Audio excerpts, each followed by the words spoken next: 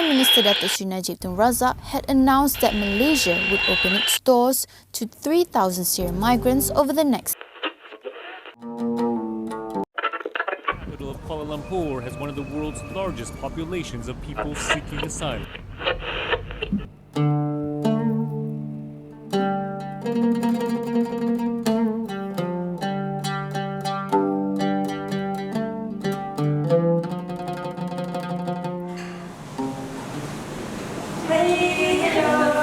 How are you?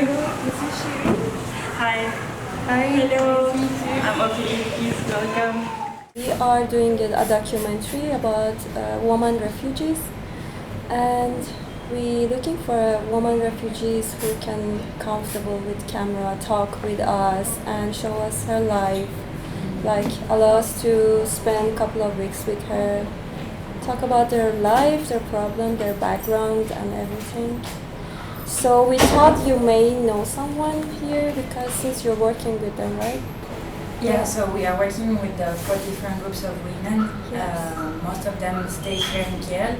They don't live here though. Here is a training center. Okay. Could be possible to meet them, but when it comes to actually talk with them and ask them about their lives and their story, I'm afraid it would be really actually complicated to do so.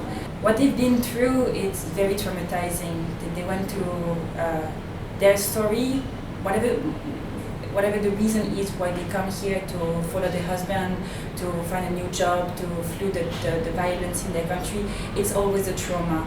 And most of them, they don't talk about it. Seems like they're afraid to talk. I know, maybe they cause them problems or something. Anything they could say could be held against them. Every little detail that they could unveil to anyone can be used to harm them or to undermine their position as refugees here. They could be used against their testimony, because when they arrive they have to tell their story to the UNHCR in order to get a card and to get protection basically. Yes. But if, I don't know, anything happen, we never know. It's just, they are so vulnerable. We can't even understand 1% of the reality they are facing here. Actually, we are having this event on Saturday. It's a Women Day together, like all the women from our community, and to have some fun time, to play games, and also to share a little bit about the issues they are facing.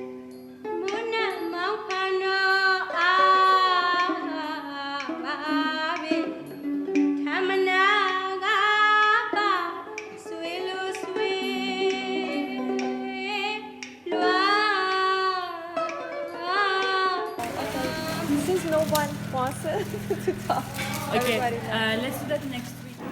Oh guys, I received an email from the UNHCR. They won't like it because we're not showing something about the UN. We want to talk about the suffer. Yeah, we're talking about the suffer of the women refugees. This is not helping the UN, right? They don't want people to see what is going on. The refugees does not have any rights here. So you and no.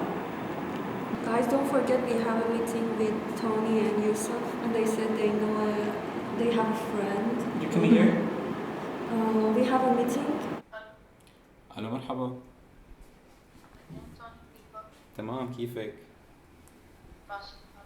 هلا نحن عم نعمل هيك مثل دوكيومنتري بالجامعة، عم نحكي فيه عن أوضاع السوريين واللاجئين اللي موجودين بماليزيا. بقى كنت بدي أسألك إذا فينا نعمل معك مقابلة. طب ليك هلا يعني بصراحة ما فيني أطلع أنا قدام الكاميرا. طب ليش، شو المشكلة؟ لأنه بخاف يعملوا لي شيء أنا وأولادي. طيب يعني شو ممكن يعملوا لهم الأولاد؟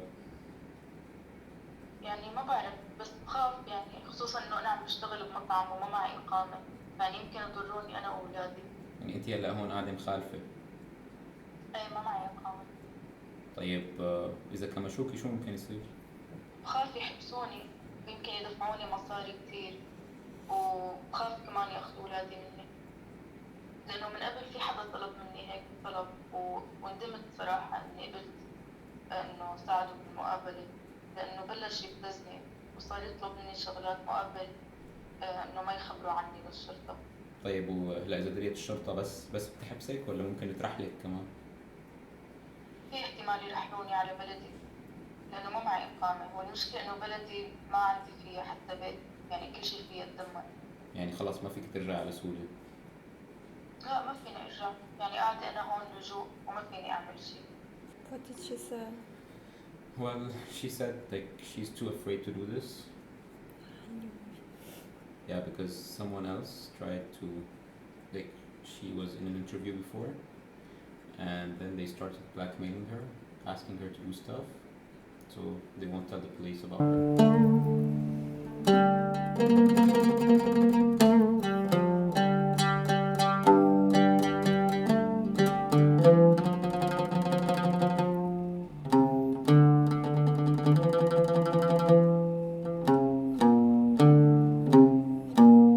Fear of camera is, can I be honest about Rayla? Yeah. The fear of the camera and the fear of the aspects of Malaysia is because basically they have fear of Rayla. So Rayla is, it's a government organisation, but they say it's non-government organisation. And basically what the government has done, deceive Malaysia in saying that they're there to get the criminals and things like that. But they're actually targeting refugees, and they're targeting illegal immigrants. And what they do, Rayla is, and what the government does is actually demand money from refugees. So even like if they're walking on the streets, even young children, they'll even capture them sometimes, in particular Rayla, and they say, well, you can't have your child back until you give me 6,000 or 7,000 ringgit. So that's why it's so hard for them to gain the trust, and it's so hard for you to actually get an interview. It's virtually impossible. Hello? Tony? Yeah, I'm at her door. So you called her already, right? Are you sure it's gonna be okay? I don't want any trouble.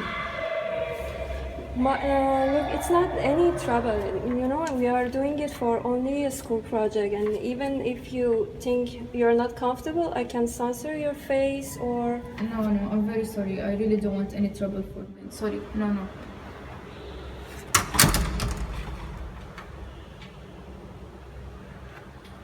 الو مرحبا انتين.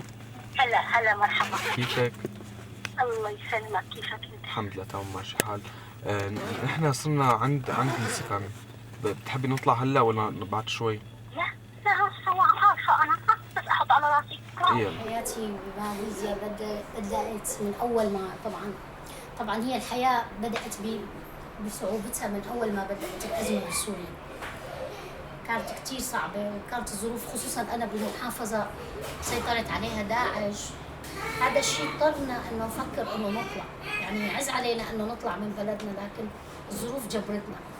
ومثل ما كل الناس تعرف إنه ما في دول استقبلتنا نحن كسوريين، كله سكر أبوابه، فماليزيا كان الخيار الوحيد اللي إنه تدخل أنت بفيزا سياحية وتدخل وتمارس حياتك نظامي مثلك مثل الناس. زوجي كان الله يرحمه كان بالسعودية شغال، وإجا لهون ليشتغل بس بسبيل إنه يجمعنا مع بعضنا يعني. وجينا واستقرينا. بالبداية كانت ظروف كتير كتير كتير صعبة. هو جرب أكثر من شغلة، جرب أكثر من شغل.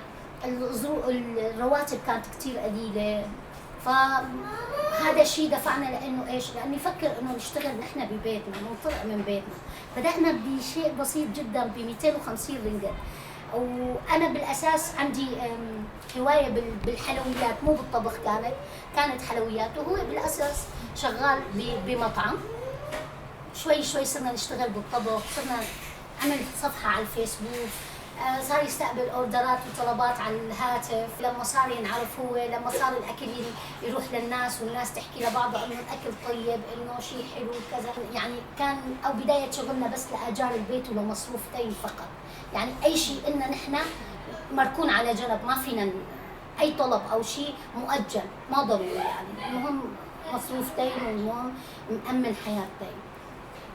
والحمد لله الأمور صارت أفضل. لما صارت الأمور أفضل فجأة هو مرض، تعب من لا شيء، فجأة وقع ما عرفت من شو. رب العالمين أخذ أمانته. صفينا أنا وتيم هون. طبعا قبله هو كانت أمي ب4 أيام، يعني 4 أيام 4 أيام توفت الوالدة، وهو 8 أيام توفى. الحمد لله على كل حال. صفينا أنا وتيم. بدأت معاناتي مع تيم. وين بابا؟ وين بابا؟ وما في إلا إنه بابا طلع على الجنة وصار بمكان بعيد، وما في هو يجينا، لكن نحن بدنا نروح عنده. أحسن ربي تيم وكبره، شيل الأمانة والحمل اللي زدته على كتافي، الله يرحمه. الحمد لله. أول شيء أنا كوضع، إنه أنا زوجي متوفي حديثا، ما بدي أبين للناس كلها، فما نحاول نطلع على الكاميرا.